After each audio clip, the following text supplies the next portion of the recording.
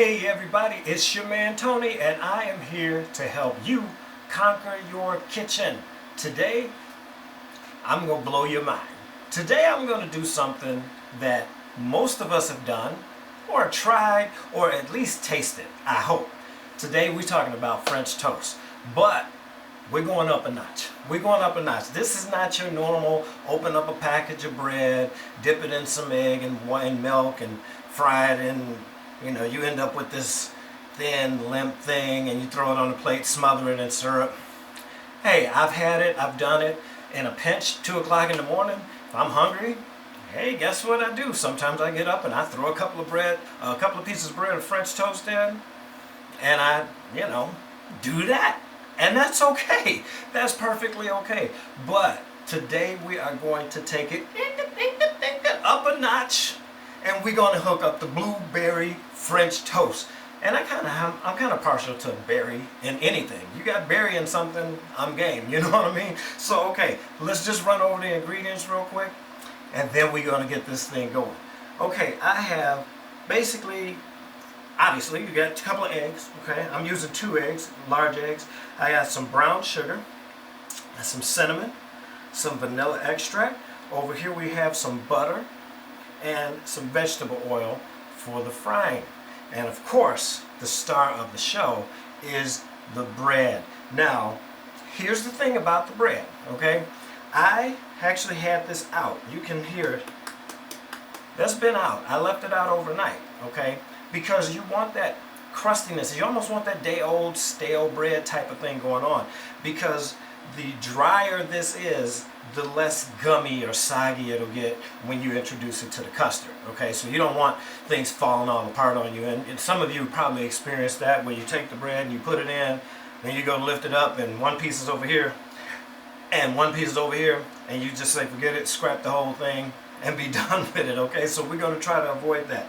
These pieces I've already cut, and so they're nice and crispy, and I mean they're not completely hard, but they definitely, I mean, you're not going to put this on the table and eat it, I wouldn't think. I mean, hey, if that's your thing, go for it.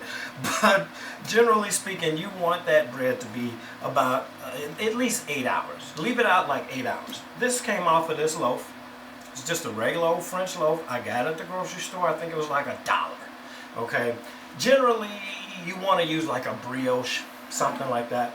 But that's, I couldn't find it. All right, I'll just be honest with you. I went looking for brioche. I couldn't find it. I'm going to give you another little tip. This is a serrated knife. Now I know it looks, yeah, okay. Let's not worry about how it looks, okay? It does the job it's supposed to do. And I got my pan heating up there. So when you're looking for a serrated knife, this was actually designed to cut watermelon. That's why it's so long and like chunky. But I mean, this thing will go through bread like butter. The edges are nice and clean, okay? So get yourself a serrated knife. Don't go trying to use this thing. This is a steak knife, okay? Yes, it's got a serrated edge, and yes, it will possibly work, but more than likely what you're going to end up doing is pushing that down, and you can't get all the way through. So yeah, in a pinch, it will do the job. But this is a steak knife. Use it for steak, okay? Let's set these aside, and then we're going to get on to getting this thing all mixed up and ready to go. So all you're going to do is take your egg, crack it in there, take your second egg, crack it in there. We'll get to that one-hand process. If you guys don't know how that works, we'll get to that one-hand process. It's easy. Don't worry about it. It's easy.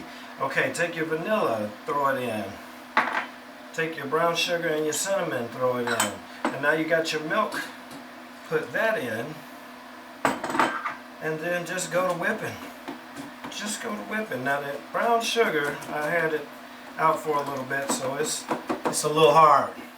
So you got to get that in there, mix it up, mix it real good. But what you're doing is just making a custard. It's just a simple custard. And people think, oh, I could never do that. I can never do a custard. Well, the thing about a custard that makes it intimidating is when you go to cook one. Now, just for these purposes, we're making French toast. It's not much to it. Get that all whipped up.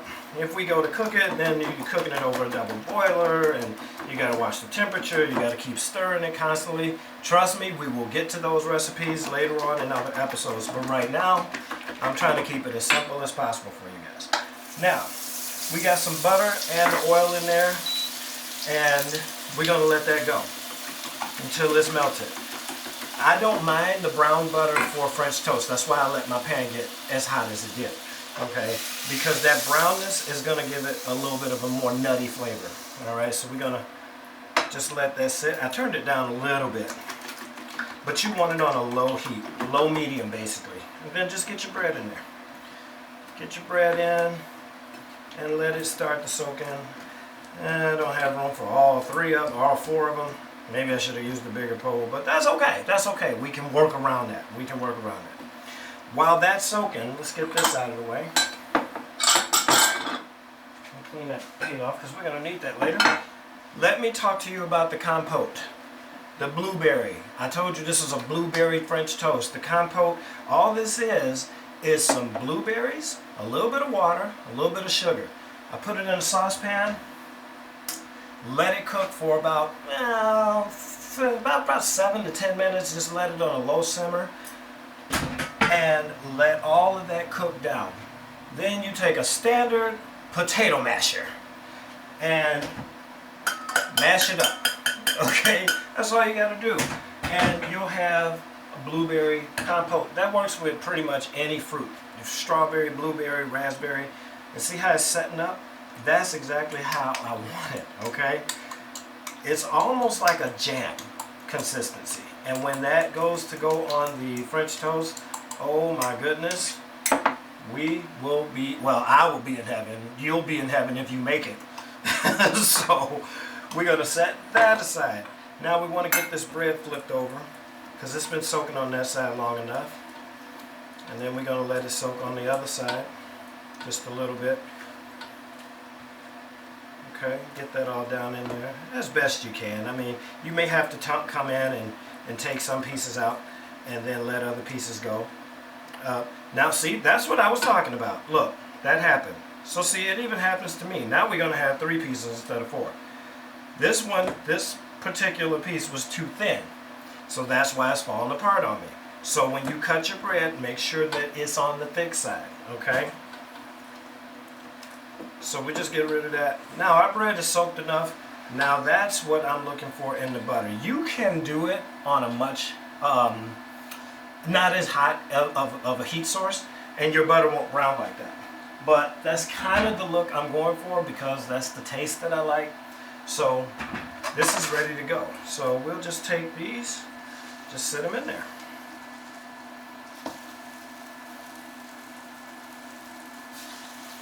And we're going to let these go about 4 minutes per side, something like that. And it's going to give a nice crispy texture on the outside, and the inside is still going to be nice and tender. You know what I'm saying. You don't want to get all crispy all the way through, and that's just not, no, you want a nice gentle texture on the inside. So that's what we're going for. So we'll just let this go, and be right back. Okay guys, we're back. And this is, you ever cook something and you just couldn't find the words? That's kind of where I am right now because I'm hungry and I'm ready to get on this. I'm ready to get on this French toast. So what we're going to do is we're just going to take it out of here and lay it on a paper towel. It's going to soak up some of that oil. Okay. I'm not real like super duper health conscious when it comes to stuff like that. Cooking in oil and cooking in butter. I cook with oil and I cook with butter. But here's the thing. And this is just some advice I'll give to anybody out there that may need it. Do things in moderation, okay? I eat to enjoy food. I don't eat just to live and to survive. I eat because I enjoy eating. But I also exercise. I run several miles a week, and I eat in moderation. This is decadent. I don't eat this every day. I eat this like once every few months. You know what I mean?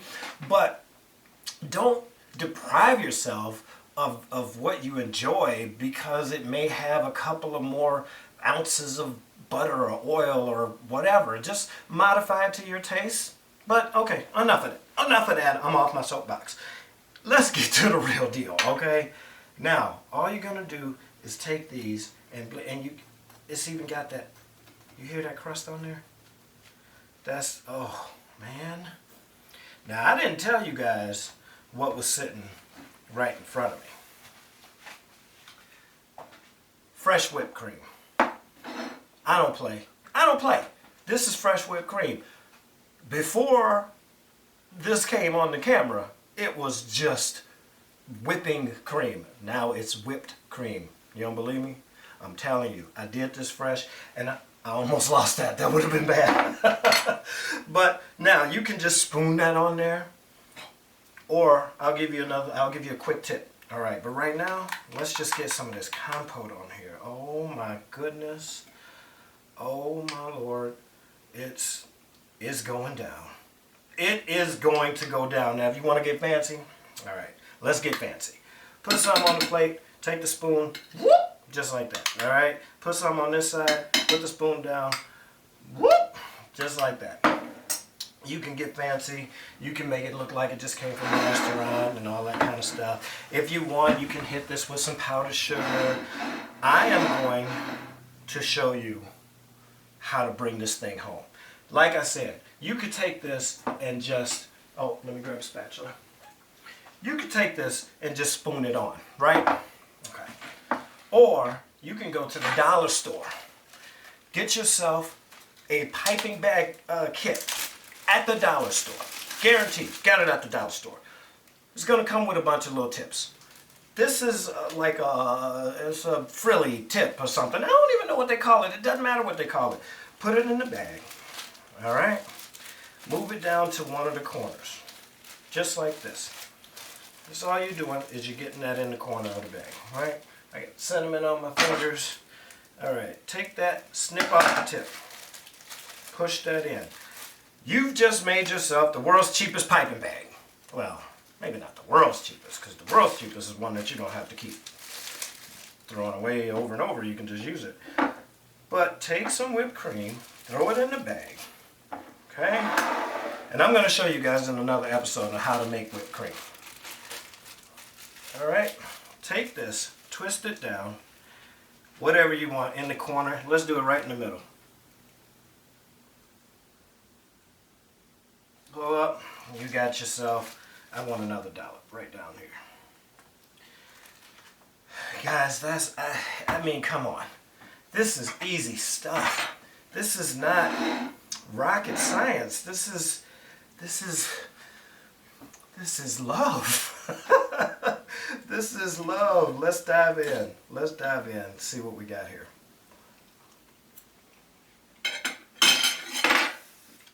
I don't care. I don't care that I just made a mess. I really don't. I need a moment. Man, oh, the inside of the bread is moist and gooey, and the outside has the crisp on it. It's sweet from the brown sugar. The cinnamon is warming it up. Oh, the butter, the compote.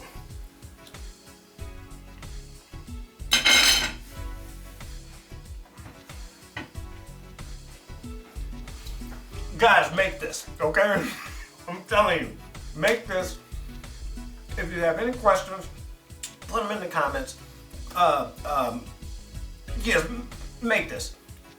I am getting ready to get off here, and I'm gonna go enjoy this, all right? Thank you for tuning in, guys. I really, really appreciate you coming by. I hope that you try this in your kitchen so that you can also conquer your kitchen. Thanks a lot, guys. Peace out. God bless you.